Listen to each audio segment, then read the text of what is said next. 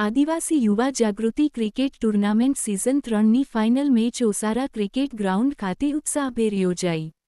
આદિવાસી યુવા જાગૃતિ cricket tournament season 3ની final match Osara cricket ground ખાતે ભારે ઉત્સાહ અને રમૂજભર્યા માહોલ વચ્ચે યોજાઈ હતી. આ ટૂર્નામેન્ટનો મુખ્ય હેતુ આદિવાસી સમાજના યુવાઓમાં રમતગમત પ્રત્યે રસ વધારવો, શારીરિક તંદુરસ્તી સાથે એકતા અને ભાઈચારાની ભાવનાને મજબૂત બનાવવાનો રહ્યો હતો. આ ટૂર્નામેન્ટમાં આદિવાસી સમાજની કુલ 32 ટીમોએ ભાગ લીધો હતો.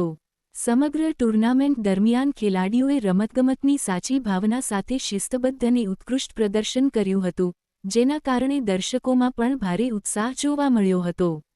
લીગ અને નોકઆઉટ તબક્કા બાદ ફાઇનલ મેચ સુધી પહોંચેલી ટીમોએ કઠિન સંઘર્ષ કરી પોતાની ક્ષમતાનું શ્રેષ્ઠ પ્રદર્શન આપ્યું હતું.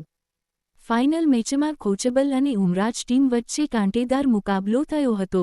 બંને ટીમોના ખેલાડીઓએ દમદાર બેટિંગ અને સચોટ બોલિંગ સાથે ઉત્તમ ફિલ્ડિંગ કરીને દર્શકોને મંત્રમુગ્ધ કર્યા હતા. અંતે રોમાંચક મેચમાં ઉમરાજ ટીમે કોચબલ ટીમને પરાજય આપીને વિજેતા બનવાની સિદ્ધિ હાંસલ કરી હતી. ફાઇનલ મેચ બાદ યોજાયેલા પુરસ્કાર વિતરણ સમારંભમાં ઉપસ્થિત મહેમાનો દ્વારા વિજેતા ઉમરાજ ટીમને ટ્રોફી અર્પણ કરવામાં આવી હતી. સાથે જ ખેલાડીઓના ઉત્કૃષ્ટ પ્રદર્શનને બિરદાવતા તેમનું ઉત્સાહવર્ધન કરવામાં આવ્યો હતો. મહેમાનોએ પોતાના સંબોધનમાં જણાવ્યું હતું કે આવા ટૂર્નામેન્ટો દ્વારા આદિવાસી સમાજના યુવાઓને રમતગમતની સાથે જીવનમાં આગળ વધવાની પ્રેરણા મળે છે. આ સમગ્ર કાર્યક્રમને સફળ બનાવવા આયોજક મંડળ, સ્વયંસેવકો અને ગ્રામજનોએ મહેનત કરી હતી.